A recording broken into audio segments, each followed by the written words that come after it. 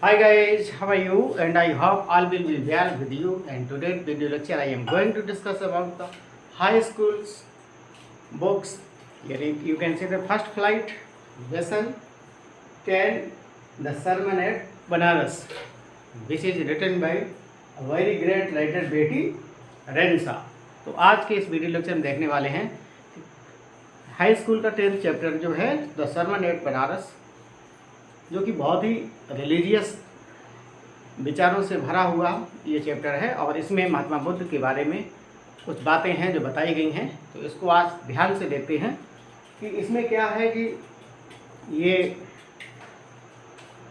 563 BC 483 BC ये इनका date of birth है और ये इनका डेट ऑफ डेथ है। बिफोर क्राइस्ट मतलब बिफोर क्राइस्ट, ईसा मसीह के जन्म के पहले। तो यहाँ इनके पिता होते हैं सुद्धोधन और उनके ही ये पुत्र कहलाते हैं, जिनका नाम बचपन का होता है सिद्धार्थ। और इनको बड़े राजसी ठाट बाट में रखा जाता है और इनका बहुत कम उम्र में यानी कि 16 वर्ष में ही इनका विवाह कर दिया जाता है। और जब ये 12 वर्ष के होते हैं, 12 वर्ष के बाद इनको स्कूलिंग शिक्षा के लिए भेजा जाता है, जहाँ पे पवित्र सनातन धर्म के पवित्र ग्रंथों का ये अध्ययन करते हैं। और 4 साल के बाद जब घर वापस आते हैं तो इनके पिता सुद्धोधन यशोधरा नाम की एक लड़की से इनका विवाह कर देते हैं। जैसा कि इनके पिता सुद्धोधन को एक महात्मा जी ने बताया था कि आपका बेटा या तो चक्रवर्ती सम्राट होगा या एक बहुत बड़ा सन्यासी होगा जो पूरे एशिया को प्रकाश देगा। तो सुद्धोधन नहीं चाहते थे कि उनका बेटा बैरागी बने, मतलब संत बने, तो उन्होंने बहुत जल्दी ही विवाह कर दिया था। इसके पीछे ये वजह है कि 16 साल में ही उनका विवाह कर दिया गया। 25 वर्ष तक यानी कि 25 ईयर्स 25 वर्ष तक उन्होंने गृहस्थ जीवन का आनंद लिया, यानी गृहस्थ जीवन में रहे। और उनका एक बेटा भी पैदा होता है जिसका नाम होता है राहुल, है ना। राहुल बेटा पैदा होता है। और इसके बाद फिर उनको एक दिन वो मन बनाते हैं कि उनको नगर का भ्रमण करना है। वो अपना महल का जीवन जो है जीते जीते ऊब रहे थे, तो उनको लगा कि हमें बाहर का भी नज़ारा देखना चाहिए। तो हालांकि उनके पिता सुद्धोधन ने, जो कि राजा थे, चक्रवर्ती सम्राट थे, तो उन्होंने नगर को बहुत अच्छी तरीके से सजवाया था ताकि उनका जो बेटा है वो कहीं ऐसे लोगों को ना देखे जो वृद्ध हों, ऐसे लोगों को ना देखे जो बूढ़े हों यानी रोगी हों, या कोई ऐसा दृश्य ना देख लें जो यानी कि कोई ऐसी डेड बॉडी को ना देख लें ताकि उनका मन विचलित हो जाए, उनको पता ना लगे कि दुनिया का असली रहस्य क्या है। इस वजह से उनको राजमहल में ही एक कैद का जीवन जी रहे थे, कहने का तात्पर्य ये है। लेकिन हुआ वही जो प्रकृति को मंजूर था। जब वो भ्रमण पे गए अपने सेनापति के साथ, तो उन्होंने वहाँ पे 3 दृश्य देख लिए। एक वृद्ध व्यक्ति को देखा, फिर एक रोगी को देखा, इसके बाद एक 100 यात्रा को भी उन्होंने देखा, और इसके बाद एक भिक्षु को देखा जो वास्तव में भीख मांग रहा था। तो इन चारों दृश्यों को देखा तो उन्होंने सेनापति से पूछा वही सब क्या है। तो सेनापति ने बता दिया कि महाराज ऐसा ऐसा है, और एक ना एक दिन आप भी वृद्ध हो जाएंगे, आप भी रोगी हो सकते हैं, आपका भी ऐसे ही हो सकता है। तो उनको वैराग प्राप्त हो गया। फिर वो 7 साल के लिए यानी कि 7 ईयर्स वो भटकते रहे ज्ञान प्राप्ति के उद्देश्य से। वो वास्तव में लोगों को उस दुख से निजात करवाना चाहते थे। वो चाहते थे कि संसार में जितने भी लोग हैं वो दुखी ना रहें, वो रोगी ना हो, उनको मोक्ष मिले। इस वजह से वो स्वयं अपने आत्मसात करने के लिए 7 वर्ष तक वो इधर उधर भटकते रहे। और अंततोगत्वा वो तपस्या के लिए बैठ जाते हैं और वो 7 डेज अपनी ऑस्टेरिटी पे रहते हैं, यानी तपस्या करते हैं 7 दिन के बाद। और ये कहाँ करते हैं? पीपल पेड़ के नीचे, पीपल ट्री के नीचे ये 7 दिन तक बैठते हैं। और उन 7 दिन के बाद उनको ज्ञान प्राप्त होता है। फिर उसी पीपल ट्री का वो नामकरण कर देते हैं, उसका बोधि वृक्ष नाम रख देते हैं, ट्री ऑफ विजडम। और तब से इस पीपल के पेड़ को क्या बोला जाता है? ट्री ऑफ विजडम, है ना। इसके पीछे लॉजिक है क्योंकि इसमें ऑक्सीजन ज़्यादा होती है ना। तो ये ट्री ऑफ विजडम हो गया जब महात्मा बुद्ध जी को ज्ञान प्राप्त हो गया, यानी कि सिद्धार्थ को बुद्ध कहलाए वो जब उनको ज्ञान प्राप्त हो गया है ना। तो वो और इन्होंने अपना पहला भाषण कहाँ पे दिया, कहाँ पे दिया इन्होंने अपना पहला भाषण दशरमन एट बनारस मैंने बनारस में ही दिया। कहाँ दिया इन्होंने, सारनाथ में दिया। कहाँ दिया, सारनाथ में गंगा के किनारे इन्होंने अपना पहला भाषण दिया। भाषण का मतलब प्रवचन दिया, उपदेश दिया, सत्संग किया। और वहीं पे इनकी मुलाकात एक किसा गौतमी नाम की लड़की बेटी से हो जाती है, जिसका अकेला बेटा होता है जो मृत हो जाता है। तो वो किसा गौतमी जो है वो अपने पड़ोस में पहले लिए उस मृत बालक को घूमती रहती है। इसके बाद कोई उसको बताता है कि भाई आपका बेटा आपके बेटे को दवाई एक महात्मा बुद्ध हैं वही दे सकते हैं, तो उसको बुद्ध की शरण में चले जाओ, बुद्ध से बताओ कि ये प्रॉब्लम है, तो वो आपकी समस्या को सॉल्व कर देंगे। तो वो जो बेटी होती है अपने मृत बेटे को लेकर के महात्मा बुद्ध जी के पास जाती है और कहती है कि इस पुत्र को आप जीवन दान दे दें, ऐसी कोई दवाई दे दें महाराज जिससे मेरा पुत्र जीवित हो जाए, ये मेरा इकलौता पुत्र है।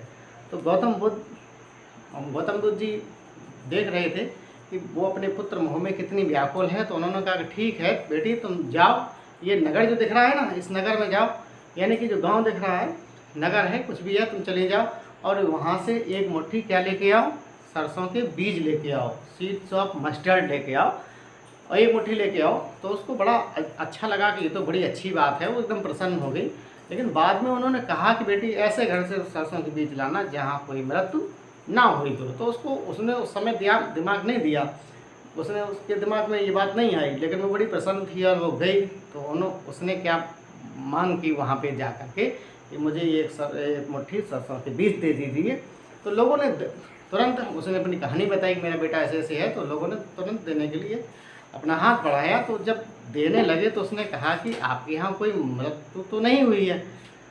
तो वो लोग जो थे जहाँ पे वो गई थी, 1-2-4 घर में जो गई, तो उसने देखा कि सारे घर में लोग वही कह रहे थे कि हम लोग जीवित बहुत कम बचे हैं, हमारे यहाँ बहुतों की मृत्यु हो गई है, वो जिनकी मृत्यु हो गई है वो ज़्यादा संख्या है, हमारे यहाँ तो कम ही अलाइव बचे हैं, है ना। तो यानी कि उस अंततः गत्वा मतलब सुबह से लेकर शाम तक वो ढूंढती रहती है, लेकिन कोई उसको घर ऐसा नहीं मिलता है जहाँ पर किसी उस प्रिय की मृत्यु ना हुई हो। किसी ने अपने पिता को, किसी ने अपने ग्रैंड पेरेंट्स को, किसी ने सन को, किसी ने डॉटर को, यानी फ्रेंड्स को, किसी न हर परिवार में, हर घर में कोई ऐसा घर नहीं था जहाँ पे कोई मृत्यु ना हुई हो। तो फिर उसको बाद में उसको ज्ञान प्राप्त होता है कि वास्तव में मैं अपने स्वार्थ में कितनी सेल्फिश हो गई थी, कितनी स्वार्थी हो गई थी, है ना। फिर वो जाती है महात्मा बुद्ध जी के पास, फिर उसको ज्ञान प्राप्त हो जाता है। फिर वो कहती है कि महाराज मैं बिल्कुल अपने पुत्र मोह में मैं बहुत ज़्यादा सेल्फिश हो गई थी, मैं समझ नहीं पाई। तो उन्होंने फिर उसको बताया कि संसार में जितने भी हैं उन सभी को जाना है, कोई इस सृष्टि पे जिसका भी जन्म हुआ है उसकी मृत्यु होना सुनिश्चित है। इस प्रकार से ये जो लेसन है वो एक प्रकार से रिलीजियस थॉट से भरा हुआ है। यही इस पार्ट की समरी है जो कि एक यूनिवर्सल ट्रूथ की बात करती है। तो आगे इसके जो है वो आपको शॉर्ट इसमें जो मीनिंग है ग्लोसरी के, जैसे आप वो बहुत इंपॉर्टेंट है, जब आप लेसन पढ़ेंगे तो वो मीनिंग आपके लिए बड़ी मदद करेंगे। शॉर्ट आंसर टाइप जो क्वेश्चन होते हैं उसमें मैंने कुछ हिंदी भी बताई है ताकि आप उसको जल्दी सरलता से याद कर लें। लॉन्ग आंसर भी दिया गया है, वहाँ पर मैंने वीडियो हमारा लॉन्ग बड़ा हो रहा था इस वजह से वहाँ पे हिंदी नहीं बताई है, हालांकि आप उसको देखेंगे तो आप समझ जाएंगे। और इसके MCQs भी दे रखे हैं, तो आप अब इसके बाद आप देखेंगे और वो सारा जो मैंने भी बताया है। तो फ्रेंड्स यहाँ देखते हैं इसका ग्लोसरी मीनिंग है इस पार्ट से संबंधित। जैसे स्कूलिंग है, इसका मतलब एजुकेशन शिक्षा होता है। सेक्रेट का मतलब होली या पवित्र है। Heretofore up to this time मतलब अब से पहले। शील्डेड का मतलब यहाँ पे है प्रोटेक्टेड या रक्षित। सफरिंग का मतलब यहाँ पे पेंस या वेदना, जिसको कष्ट बोलते हैं। मॉन्क, तो यहाँ मॉन्क का मतलब हो जाएगा सेज या सन्यासी। साइट्स का मतलब व्यूज या नज़ारे, दृश्य होता है। सी का मतलब टू फाइंड या खोज होता है। कंसर्निंग का मतलब रिलेटेड या के विषय में। विटनेस्ड माने सा या देखा। वंडर्ड का मतलब रोम्ड या विचरण किया। रीनेम्ड का मतलब यहाँ पे है गिव एनोदर नेम, यानी पुनः नाम दिया। इसके बाद देखते हैं प्री रिजर्व मतलब केप्ट सेफ, सुरक्षित रखे। रिफ्लेक्ट का मतलब सोज या दर्शाता है। कैरीड का मतलब ब्रॉट या लाई। एट लेंथ का मतलब एट द एंड या अंत में। दी का मतलब टू यू या तुम्हें। दाई का मतलब योर या तुम्हारा। प्रे का मतलब यहाँ पे है रिक्वेस्ट या प्रार्थना करना। रिपेयर्ड का मतलब वेंट टू या के पास गई। क्योर का मतलब ट्रीट या उपचार करना। प्रोक्योर का मतलब ऑब्टेन या प्राप्त करना। एडिट का मतलब यहाँ पे है इंक्लूडेड या आगे कहा। पुअर, और पुअर का मतलब यहाँ पे है पेटिएबल, जिसका मतलब है बेचारी या दयनीय। एलास का मतलब ओ या हाय। लिविंग का मतलब अलाइव या जीवित। बिलवेड का मतलब डियरली लव्ड या परम प्रिय। वे साइड का मतलब यहाँ पे है रोड साइड, सड़क के किनारे। कंसीडर्ड का मतलब थॉट या सोच विचार। ब्रीफ का मतलब शॉर्ट या छड़े। कंबाइंड का मतलब मिक्स्ड या जुड़ा हुआ। बिगिन्स का मतलब क्रीचर या प्राणी होता है। वेसल का मतलब है यूटेंसिल्स यानी बर्तन। फॉल इनटू का मतलब होता है ट्रैप्ड या जाल में फंसना। डिपार्ट का मतलब सेपरेटेड या विदा होना। और इसके बाद होता है डिके, तो यहाँ डिके का मतलब है रोट या क्षय होना। ऑप्टेन का मतलब गेट या प्राप्त करना। सिक का मतलब अनवेल या बीमार। और सी का मतलब तलाशना है। इस प्रकार से इसके मीनिंग है। मीनिंग को ध्यान में रख के आप इस लेसन को अच्छे प्रकार से समझ पाएंगे और इसको अच्छा कर पाएंगे। तो फ्रेंड्स यहाँ देखते हैं इसके शॉर्ट आंसर टाइप क्वेश्चन। और ये लेसन जो टोटली आध्यात्मिक भावनाओं पर आधारित है, तो ये लेसन आपकी ज़िंदगी के लिए भी बहुत इम्पोर्टेंट है और आपकी ज़िंदगी को जीने का एक नया रास्ता दिखाएगा। तो यहाँ देखते हैं फ्रेंड्स शॉर्ट आंसर टाइप में पहला क्वेश्चन क्या है। What do you know about the early life of Buddha. आप बुद्ध के प्रारंभिक जीवन के बारे में क्या जानते हैं। तो आंसर हो जाएगा वी नो, हम जानते हैं about the early life of Buddha, Buddha की अर्ली लाइफ के बारे में। दैट ही वाज बॉर्न, कि वो पैदा हुए थे इन ए रॉयल फैमिली, एक अच्छे परिवार में, एक शाही परिवार में, राजघराने में पैदा हुए थे। हे चाइल्डहुड नेम वाज सिद्धार्थ, और उनके बचपन का नाम सिद्धार्थ था। एट द एज ऑफ 12, जब वो 12 वर्ष के हुए, he was sent away for schooling in Hindu sacred scriptures. तो जब 12 वर्ष की हुए तो उनको स्कूल की शिक्षा के लिए भेजा गया और हिंदू धर्म में जो पवित्र पुस्तकें थी उनका अध्ययन किया उन्होंने। फॉर ईयर लेटर, 4 साल के बाद, ही गॉट मैरिड, और उनका विवाह हो गया। मैंने 12 + 4 कर देंगे तो 16 हो जाएगा। 16 वर्ष की अवस्था में उनका विवाह हो गया टू ए प्रिंसेस, एक राजकुमारी से। एंड हैड ए सन, और उनका एक पुत्र भी हुआ जिसका नाम राहुल था। ओके, क्वेश्चन नंबर सेकंड देखते हैं। What was the effect of observing the suffering of the world on Buddha. यहाँ कुछ पीकॉक की किराई आप सुन रहे होंगे, क्योंकि यहाँ पे कुछ ऐसे पेड़ हैं या बाग हैं, गार्डन है, वहाँ पे ये लोग रहते हैं। तो इनका जब मन होता है तभी अपनी आवाज़ को बताते हैं, अपनी आवाज़ से कुछ कहते हैं। चलो देखते हैं। तो संसार के दुखों को देखकर बुद्ध पर क्या प्रभाव पड़ा। तो इसके आंसर देखते हैं। बाई ऑब्जर्विंग, देख करके। द सफरिंग माने कष्ट को, ऑफ द वर्ल्ड संसार के। बुद्ध मूड अलॉट, मतलब वो बहुत ज़्यादा उन्होंने भ्रमण किया। एंड ही, और वह at once went out into the world, मतलब कि सारे बहुत दूर दूर तक उन्होंने उस दुख को दूर करने के लिए भ्रमण किया, यात्रा की। टू सीक इनलाइटमेंट, कि वो वास्तव में उस दुख से निजात पाना चाहते थे और उस दुख से निजात पाने के लिए वो इनलाइटमेंट को सर्च कर रहे थे, मतलब एक ऐसे प्रकाश को सर्च कर रहे थे ताकि वो उस दुख को भगा सकें, लोगों को दुख से मुक्ति प्रदान कर सकें। ऐसे वो लाइट या प्रकाश को खोजने हेतु भ्रमण कर रहे थे। कंसर्निंग द सोरो, मतलब कि जिस प्रकार से जो सोरो है वो चिंता का विषय बना हुआ है। ही हैड विटनेस, वास्तव में जो उन्होंने अपनी आंखों से देखा था। तो जो उन्होंने अपनी आंखों से क्या देखा था, एक भिखारी को देखा था, एक बीमार व्यक्ति को देखा था, एक बूढ़े व्यक्ति को देखा था, और यहाँ तक कि एक मरे हुए व्यक्ति को भी देखा था। उस घटना ने बुद्ध को बहुत ज़्यादा प्रभावित किया था। क्वेश्चन नंबर 3 देखते हैं। हालांकि इसके क्वेश्चन जो हैं वो सारे ही अच्छे हैं और सभी को जानना भी चाहिए इसके आंसर को। इस वजह से मैं कोई भी जो क्वेश्चन है उसको गैप नहीं करूँगा। तो यहाँ देखते हैं। Describe the role of peepal tree, peepal tree के रोल का वर्णन कीजिए एनलाइटमेंट ऑफ बुद्धा, है ना, किस प्रकार से। तो यहाँ ज्ञानोदय में किस प्रकार से पीपल वृक्ष ने उनकी मदद की।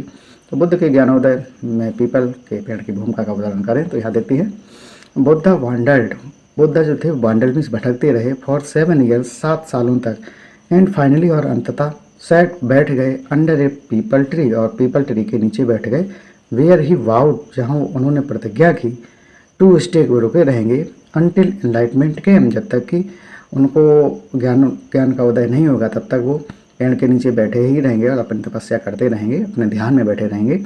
एनलाइटमेंट केम आफ्टर 7 ईयर्स मतलब कि 7 साल तक वो घोर तपस्या करते रहे उसी पीपल के पेड़ के नीचे बैठे रहे और 7 साल के बाद वो ज्ञान का प्रकाश आया है ज्ञानोदय प्रकट हुआ 7 years and he name the tree the Bodhi tree और वास्तव में जब उनको ज्ञान प्राप्त हुआ तो उस पीपल के पेड़ का नाम उन्होंने बोधि ट्री रख दिया जिसका मतलब होता है tree of wisdom. Question number 4 देखते हैं हाउ डिड सिद्धार्थ गौ माता get the name of Buddha Siddharth Gautam को बुद्ध का नाम कैसे मिला। तो यहाँ देखते हैं यहाँ गौ माता का मतलब हो सकता है उसके नाम के आगे जुड़ा हो इस प्रकार से ऐसा लिखा गया है। तो सिद्धार्थ गौ माता सैट वो बैठ गए under a big people tree एक विशाल पीपल वृक्ष के नीचे वेयर ही वाउड जहाँ पे उन्होंने अपनी प्रतिज्ञा की टू स्टे कि वो यहीं रुके रहेंगे अनटिल ही गॉट एनलाइटमेंट जब तक कि ज्ञानोदय नहीं होगा तब तक वो यहीं बैठे रहेंगे यहीं तपस्या करते रहेंगे। ही वाज एनलाइटेड आफ्टर 7 ईयर जैसा कि मैंने भी बताया है कि उनको ज्ञानोदय का मतलब प्रकाश 7 साल के बाद मिला। ही बिगन टू टीच वो उपदेश देने लगे and share his new understanding मतलब कि जो उस 7 सालों में जो उन्होंने अपनी आंखों से महसूस किया था मतलब अपने माइंड से महसूस किया था जो उन्होंने मंजर देखे थे है ना तो वो उन्होंने शेयर किए किनके बीच शेयर किए पब्लिक के बीच में शेयर किए। इन दिस वे इस प्रकार से ही came to be known as Buddha और इस प्रकार से उनको एक नया नाम मिल जाता है कि वो बहुत बुद्धिमान है मतलब बहुत बुद्धा है। क्लियर नन एज बुद्धा इस प्रकार से उनको जब उनको ज्ञान प्राप्त हो गया तो इस वजह से उनको बुद्ध नाम से जाना गया। क्वेश्चन नंबर 5 देखते हैं what did the Buddha do after he had attend enlightenment. तो यहाँ देखेंगे ज्ञानोदय प्राप्ति के बाद बुद्ध ने क्या किया। तो आप देखते हैं आफ्टर द बुद्धा मतलब ज्ञान प्राप्त होने के बाद हैड अटेंड उन्होंने क्या प्राप्त किया अटेंड एनलाइटमेंट माने प्रकाश को प्राप्त होने के बाद ही स्टार्टेड उन्होंने आरंभ कर दिया टीचिंग माने उपदेश देना पढ़ाना and sharing his new understanding और उन्होंने अपने नए विचार प्रस्तुत किए। ही स्प्रेड हिज प्रीचिंग उन्होंने अपने उपदेश बिखेर दिए माने कि अपने उनको उपदेश दिया फॉर एंड वाइड का मतलब होता है दूर दूर तक सो दैट ताकि people could come to know the truth माने कि लोग उस सत्य को समझ सकें।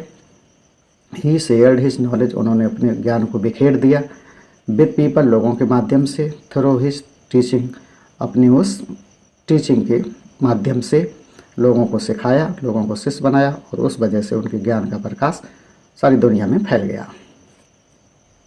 क्वेश्चन नंबर 6 देखते हैं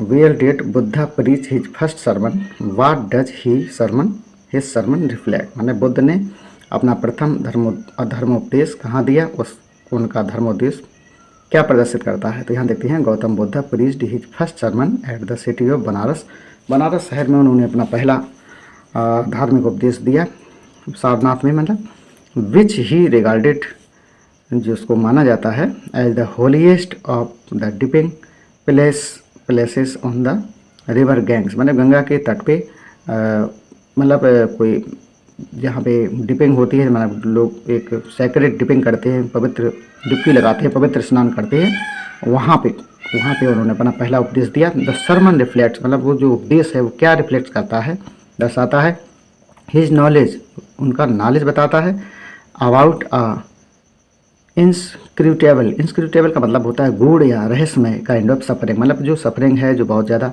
रहस्यमय है बड़े छिपी हुई है गूढ़ अर्थ में है तो उन्होंने वो सारी बातें उस उपदेश में उजागर की। नंबर 7 देखते हैं हालांकि इस क्वेश्चन आंसर को पढ़ने से आपका पूरा चैप्टर भी कंप्लीट हो जाएगा कि आप इस चैप्टर में क्या क्या हुआ था। तो आप देखते हैं नंबर 7 देखते हैं how did Gautam Buddha convince Kisa Gautami that death is unavoidable Gautam Buddha ने किसा गौतमी को किस प्रकार विश्वास दिलाया था कि मृत्यु टाली नहीं जा सकती है क्योंकि किसा गौतमी का जो पुत्र था वो एक्सपायर हो गया था इस वजह से वो सारे स्थान पे उस पुत्र को लेकर के जा रही थी, फिर अंत में गौतम बुद्ध ने ही उनको ज्ञान दिया था। तो देखते हैं, बुद्धा चेंज्ड किसाज थिंकिंग, भगवान बुद्ध ने चेंज मीन्स बदल दिया, किसाज थिंकिंग मतलब किसाज की जो थिंकिंग थी, जो विचार थे, बदल दिया with the help of a simple act, एक सिंपल से एक्ट को करके उन्होंने उनके विचार को बदल दिया। He asked her, Gautam Buddha ने उससे कहा, to get a handful of mustard seed, कि वो एक मुट्ठी सरसों के दाने लेके आए, बीज लेके आए, फ्रॉम दैट हाउस, उस घर से, वेयर नन हैड डाइड, जहाँ कोई मृत्यु नहीं हुई है। इनिशियली, आरंभ में, सी कुड नॉट अंडरस्टैंड इट, वास्तव में शुरुआत में तो वो उस बात को समझ ही नहीं पाई, बट ग्रेजुअली, लेकिन धीरे धीरे, सी अंडरस्टूड, वह धीरे धीरे समझ गई, दैट की डेथ इज इनएविटेबल, के मृत्यु से नहीं बचा जा सकता है। इसका मतलब ये है कि जिस घर में गई और उसने बात बताई कि मुझे एक मुट्ठी दाने चाहिए, लेकिन आपके घर में कोई मरा तो नहीं है, तो इस प्रकार से जब उसने जाना था तब उस बात को समझ गई थी, क्योंकि लोगों ने जवाब दिया था कि उनके यहाँ भी मृत्यु हुई है, उन्होंने भी अपने प्रियजनों को, अपने पुत्र को, अपने पिता को, अपने पेरेंट्स को, अपने माता पिता को, माता है ना, सभी लोग खोया हुआ है। तो वैसा घर नहीं ढूंढ पाई थी जहाँ पे उसको ऐसा घर मिल जाए जहाँ पे कोई मृत्यु ना हुई हो।